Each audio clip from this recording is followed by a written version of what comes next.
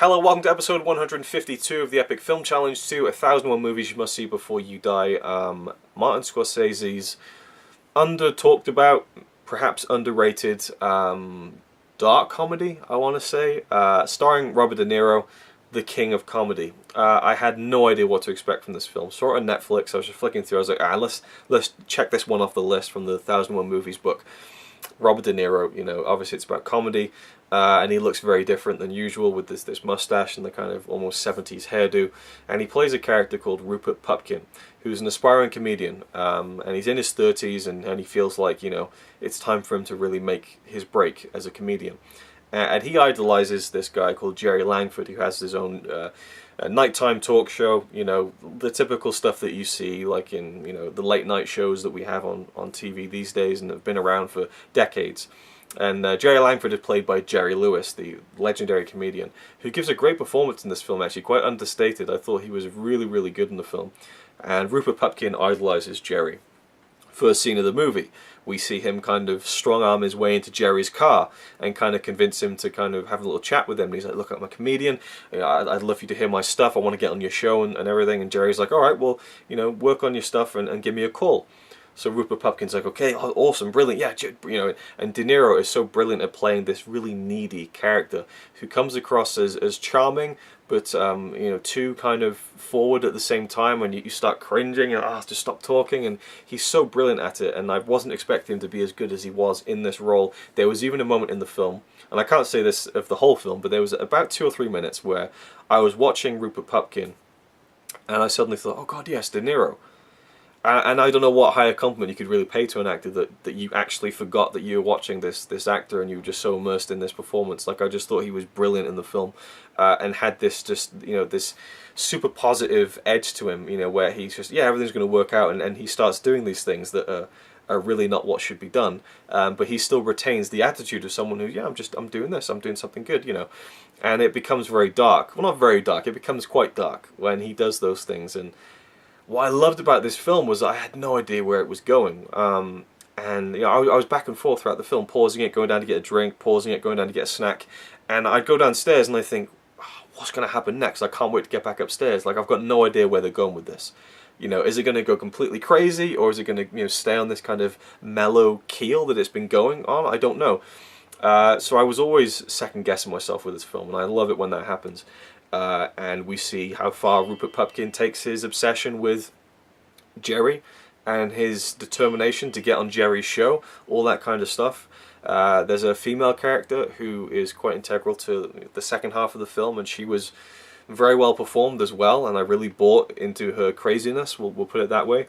And really nice direction by Martin Scorsese. It was really quite minimal, the style of directing. It just really allowed you to immerse yourself in the characters and what they were doing, just static shots and just observing these characters. And I liked how it incorporated you know, footage from, you know, a filmed, you know, late night talk show, and we'd see it with that kind of grainy kind of TV look and stuff. So they shot it on video, obviously, and then kind of put it through the film or whatever. I liked the way that was incorporated into the film.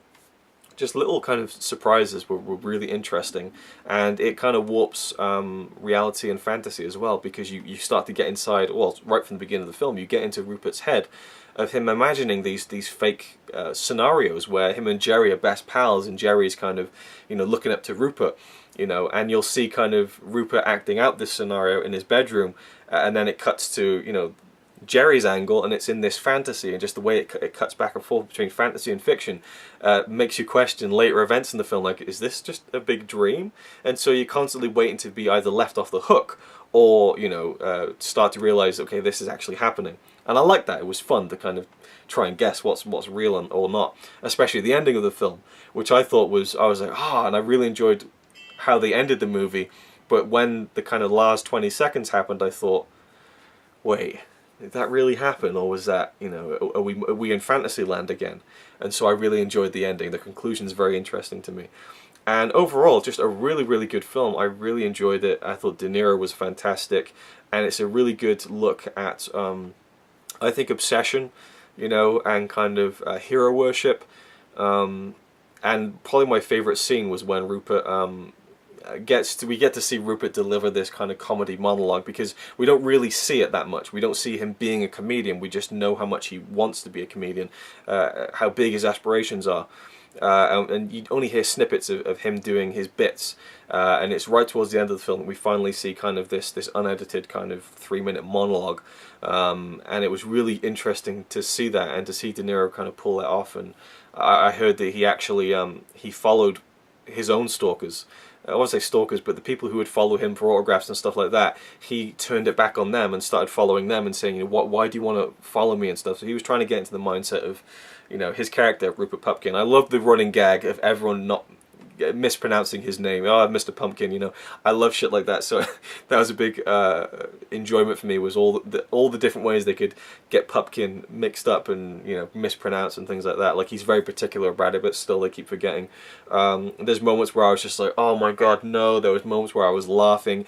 The humor is not as obvious as you might expect. Maybe you would. It's one of those off-kilter humor films where it just the laughs come from where they're not supposed to come from, you know, and that was an element I really enjoyed about it too. And the more I talk about it and think about it, the more I love this film. I really did. It was a surprise, because it was one of those ones that gets kind of brushed under the carpet with Scorsese, you know, Raging Bull, you know, Taxi Driver, Goodfellas, oh my god, you know, King of Comedy, you know, to not talk about that one. I've never really heard anyone talk about it. Maybe it is, you know, held in high esteem, I don't know. But yeah, I love this film. Is it a film you should see before you die? I think it is. It's a different kind of movie. It's not one I would have expected from a Scorsese-De Niro team-up. Apparently Scorsese was really at the end of his kind of tether at this point. He'd been working on lots of films in succession, and this was kind of the end of that period. And you know, perhaps maybe he doesn't have the best memories of making the film, but I really enjoyed it, and was surprised by De Niro again. I mean, I guess I shouldn't be, because he's such a fantastic actor, but it didn't seem like the kind of part he'd be able to pull off as well. And so shame on me for thinking that, I guess, but he really did, and I loved it. And I really thought that Jerry Lewis was a highlight as well, just because you see his kind of public persona, and you know, his kind of the showman and everything, and then when he's outside of the show business mode and out of the entertaining mode, you see him kind of having to deal with people who just want a piece of him. There's I don't want to say great moment, but there's this really memorable moment where he's walking down the street in New York, and this woman says, "Oh, can I get an autograph?" This older woman, and he's like, "Yeah, sure," and he writes it down, and then she's like, "Oh, can you just speak to my, you know, he's in the hospital. Can you just, you know, go on the phone?" He's like, "No, I haven't got time," and she says something like, "Oh, I hope you get cancer," you know. And so, Jesus, and apparently that was a real life thing that Jerry Lewis had gone through, where a woman said that to him, and so he incorporated it into the film, told Scorsese about it. But I really liked the restraint that he showed as a comedian, obviously, in those darker moments of the film where things start to take a different turn. But even then, I wouldn't even call it a dark comedy, because it kind of lets you off the hook at any of those moments. Not to spoil anything, but serious things start happening in the film, but there's always this kind of, it's always undercut by, I guess, Rupert Pupkin's kind of obliviousness to kind of how serious he's taking everything. And again, like I said, I think it's a great film that looks at that kind of hero worship and being obsessed with your heroes, and, you know, taking that too far and stuff like that. And you kind of get, in his comedy monologue, when you finally hear it, you kind of get the kernel of why he is the way he is. So his backstory isn't fully explored, but you kind of get the seed, and you kind of make up the rest in your mind. I enjoy that. It wasn't like, let's paint out exactly why he is the way he is.